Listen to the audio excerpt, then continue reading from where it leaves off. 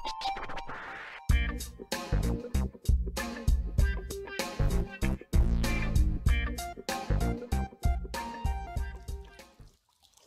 a favor da vida.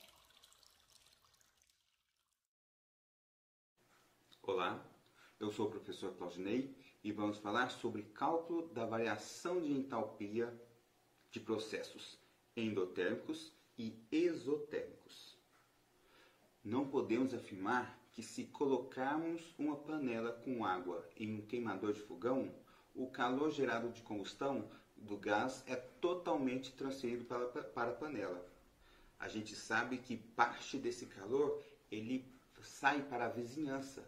Então, aquele calor ele não vai totalmente para a panela.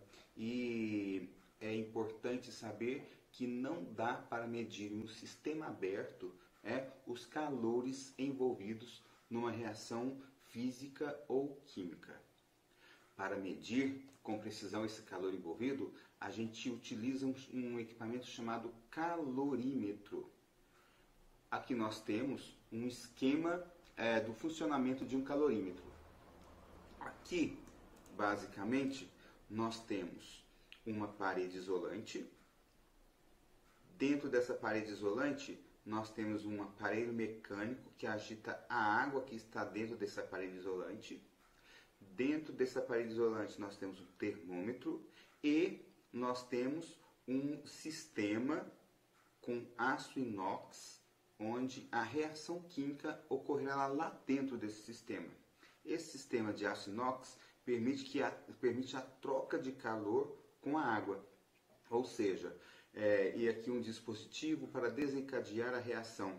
Esse recipiente onde ocorre a reação, percebe que o termômetro não está lá, está na água, ou seja, o calor envolvido é medido através do aquecimento da água, ok? Então, é importante eu entender que, para que eu possa calcular a variação de entalpia de uma reação química no calorímetro, eu vou levar em conta o aquecimento, as propriedades da água. O calor envolvido nas transformações, então, pode ser calculado utilizando valores de variação de temperatura, de massa e de capacidade calorífica específica da água, aplicando a equação fundamental da calorimetria, Q igual a M vezes C vezes ΔT, onde Q é a quantidade de calor envolvida, M é a massa de água, a C é a capacidade calorífica específica, ou calor específico, e ΔT a variação de temperatura da água.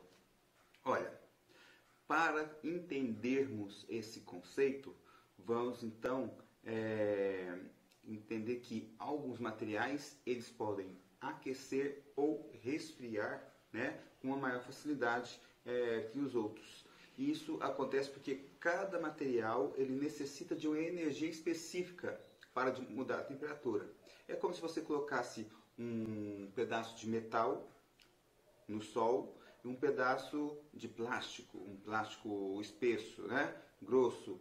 Então, esse metal aqueceria com maior facilidade do que o plástico, porque o calor específico do metal é menor que o do plástico, ou seja, eu preciso de uma energia menor para alterar a temperatura do metal comparado àquela temperatura do plástico. Então, a capacidade calorífica específica ou calor específico do material é o que define a facilidade ou não da alteração de calor envolvido desse material. E qual é a unidade? Joules por grama vezes graus Celsius.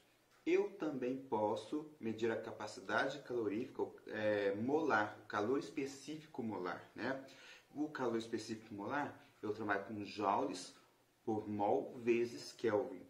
Okay? Hoje, especificamente, vamos trabalhar com calor específico, a capacidade calorífica específica, joules por gramas vezes graus Celsius.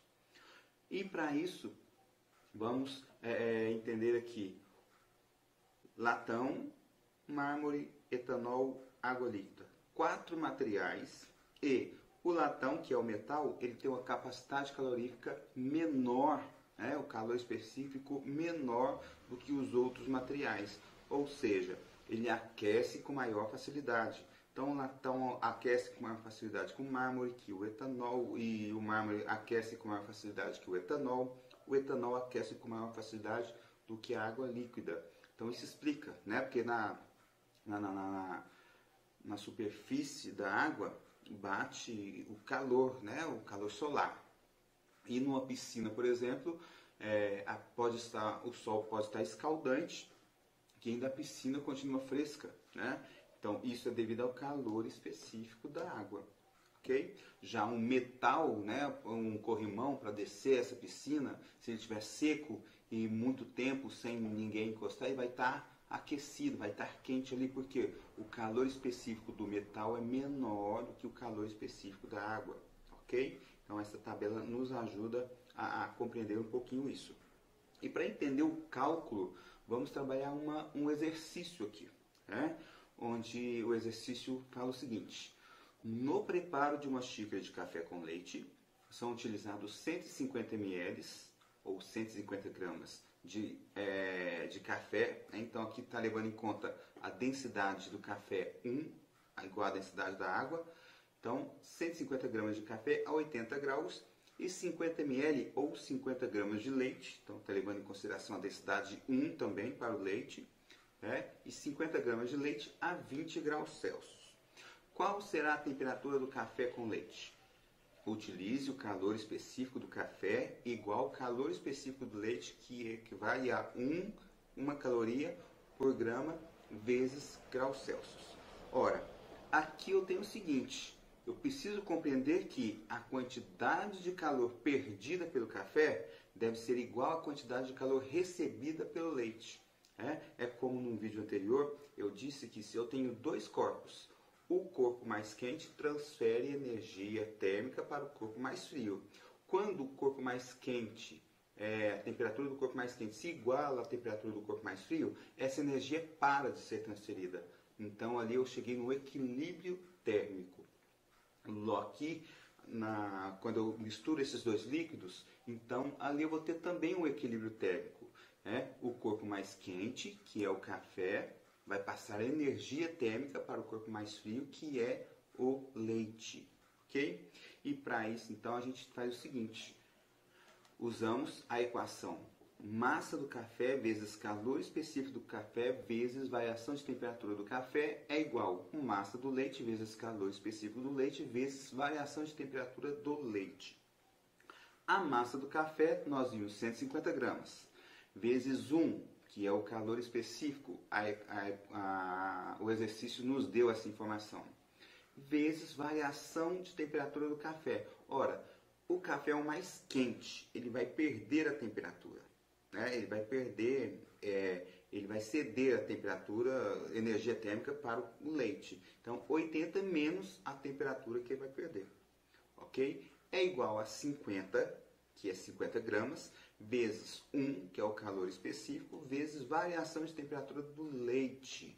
A variação de temperatura do leite é o corpo mais frio, ele vai receber. Então, ele vai ter uma temperatura e ele vai fazer com que essa temperatura diminua 20 graus ali, né? Então, ele vai misturar. Então, montada a equação matemática, eu simplifico a conta, né? 150 vezes 1, 50 vezes 1. Então, ficou 150 vezes 80 menos t, que é igual a 50 vezes t menos 20. A relação matemática, eu faço uma multiplicação distributiva aqui, né? Então, 150 vezes 80, 12.000. 150 vezes menos t, né?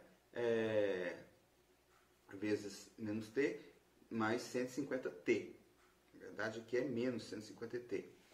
Aí, aqui eu tenho 50 vezes t, 50t. 50 vezes menos 20, menos 1.000.